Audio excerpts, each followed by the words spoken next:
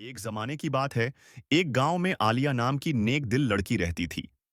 वो सबकी मदद करती और दूसरों को खुश देखकर खुश होती। क्या खूबसूरत रात है।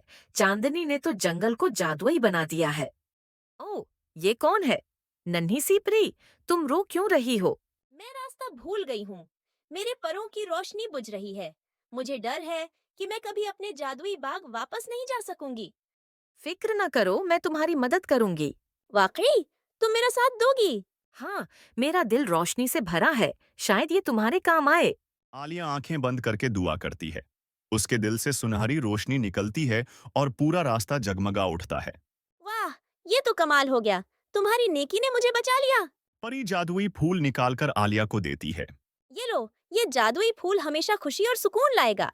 ये तुम्हारे गांव के लिए तोहफा है। शुक्रिया नन्ही परी, मैं उस तोहफे की हिफाजत करूंगी। इस दिन के बाद आलिया का गांव हमेशा खुशियों से भर गया।